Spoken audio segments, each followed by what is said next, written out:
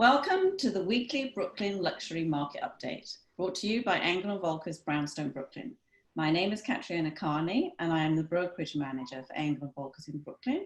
And I'm joined today by Donald Brennan, sitting either to my right or my left, depending on your camera angle, principal broker, founder, and local Brooklyn property market expert. So the report that we're going to talk about today is our weekly report based on properties listed at 2.25 million and above. And the data is new to market and in contract. Normally we do these videos live and in person, but obviously in the current circumstances, I'm in my personal studio space, Donald is in his personal studio space. But the data is accurate, up to date, and from last week. So let's dive straight in. So Donald, tell us what's been happening with inventory in Brooklyn right now. What's the Brooklyn vibe? Yeah, sure. Just before we get going, Katriona, good to see you, by the way. Good afternoon. I just wanted to touch on two things before we get into the data. First, I just want to say how excited I am to be back online, sharing our market observations and data points with our viewers. It's been a while since we were doing this. It was earlier in the year. We got as far as in February, and they kind of had to put the undertaking to the side while we dealt with things that all of us had to deal with, making sure our loved ones were safe, managing our households, our businesses, and those were the priorities, obviously. So we're back in business here. We've been back in business since mid-June when the governor put us into phase 2 of the Back to Work program after being on pause since mid-March. And I'm thrilled to see the street life here in Brooklyn back to the way it was pre-COVID. The things that drew me to this borough, drew my family and I, they're still here. The low density, the walkability, the shopping, the dining, the parks, it's all here. It hasn't gone anywhere. And I am more optimistic than ever for what lies ahead for Brooklyn. So let's jump in here. For the purposes of the discussion today, we're going to focus on the last 3 months of market activity. Again, looking at that date in mid-June when we went into phase 2 after being on pause since mid-March. So since June, 342 townhouses, condominiums, and co-ops have entered the market. Over the same period, 106 properties have gone into contract. And that's about 30% of these new to market listings. Days on the market, we're averaging about 90 days on a trailing 4-week basis as of the previous week. This week, it kind of jumped up a little bit to 134 days. So a little change there.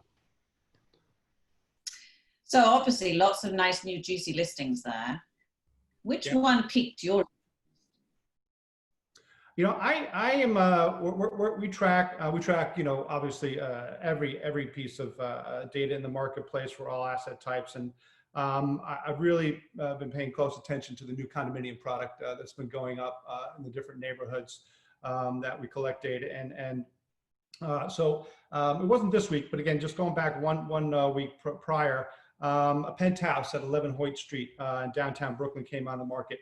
And it's a 3-bedroom, 3.5 bathroom on obviously the top floor, which with an asking price of $5 million, which equates to about $2,071 per square foot. The next highest price unit on a per square foot basis that is actually under contract in that building is unit 53A, a 3-bedroom, 3-bath unit. And that's at $1,956 a square foot. So, these projects are doing well. They had some headwinds leading into the situation of the pandemic. But this particular project is one of a few that is kind of, really plugging ahead here. And I think they're about 40% in contract out of the 481 units that they have available in this really unique middle of downtown project. It's really going to change that neighborhood significantly. It's been in transition for a while now, downtown Brooklyn. It's all good as far as I'm concerned. And it's up there with a couple of others that are doing well. We track all of these developments. If you have any questions about any of them, please don't hesitate to reach out.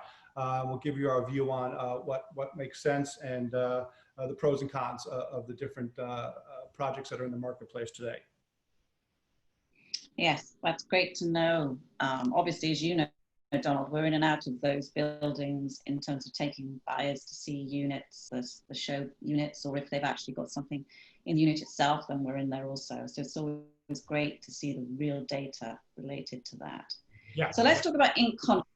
So are townhouses or apartments faring slightly better now?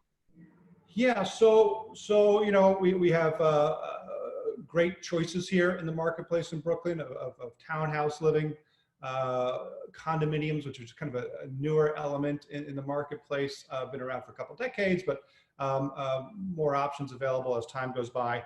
And then we also have, you know, what's been around for quite some time, since I think the 70s, are cooperatives, which are mostly in smaller brownstone buildings. There are some mid-size, few larger buildings with doorman, but you know, also just a lot of product in brownstones. And you know, they've been doing the best relative to condos and co-ops on a percentage basis so far. There's not a lot of them kind of coming to the market at any given time. Last week we didn't have any, but over this 3-month time period, we've had 7 resales out of just three coming to the market. So that's a pretty strong percentage of performance there. Next would be townhouses. 35% of the townhouses new to the market have gone into contract since June, and approximately 22% of condominiums, both resales and new construction, have entered contract with resales actually outpacing new development 2 to 1. So of those listings that went into contract, I'm sure a lot of people are very interested to know how many of those are truly negotiated in the heart of the COVID lockdown? Well, you know, based on our numbers, and it's hard to, you know, be precise here of when a property was first introduced to the market versus maybe its last adjusted asking price to the market. But, you know, we're kind of ballparking about 60% of the homes currently in contract would have been on the market during the COVID lockdown timeframe. So it's, you know, that works out to about, I don't know, 662 deals during that time frame. So it's healthy, and it's great to see that those things actually occurred when we as real estate professionals couldn't quite do our business the way we were used to doing it.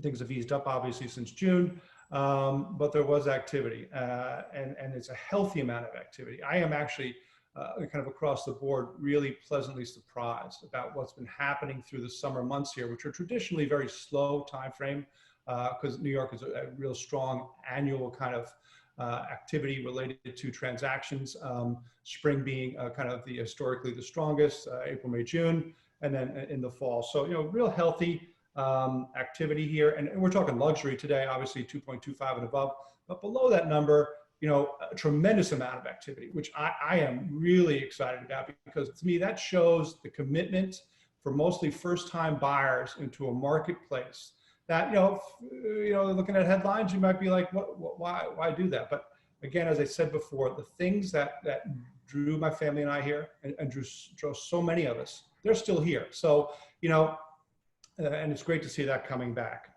Really excited about that. So obviously we're almost at the end of the third quarter of 2020. How is that data looking relative to last year? So yeah, so we just pulled our third quarter report. We're getting it all set up to be published, which we'll do mid next week. And these are closed sales, and this is across the board. This is not just luxury. My answer here has to do with the entire marketplace that we track in the third quarter. And, you know, on one hand, not a big surprise, again, because of the restrictions on how the business was conducted. Obviously, people moving to the sidelines because of the unknown, and obviously the prioritization of your health, safety, and welfare over, you know, maybe trading up, trading down, moving in, moving out. So, you know, total number of sales for townhouses in the markets that we tracked, they're down 60% year over year. So that's a pretty big number.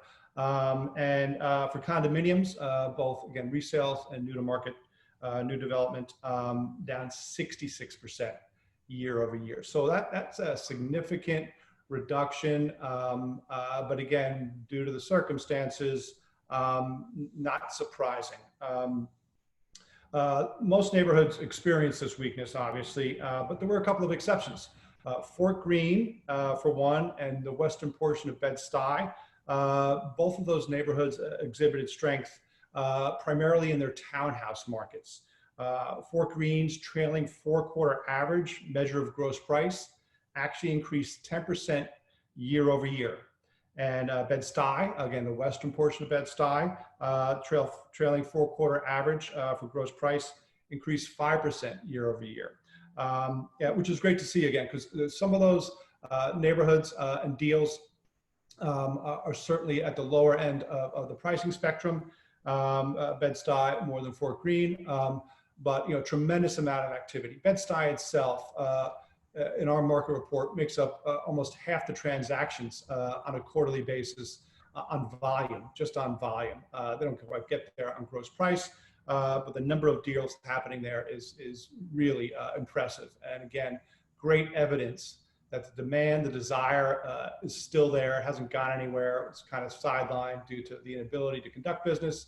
But those things that attract all of us to this borough still present. So pretty optimistic what lies ahead here. Great. So that's it from us this week. Check back in next week for more accurate and informed observations on the Brooklyn property market. And of course, direct message us, email us, call us if you want to have a personal consultation and hear more. Thank you. See you soon. Thanks, Katrina. Good chatting. Bye.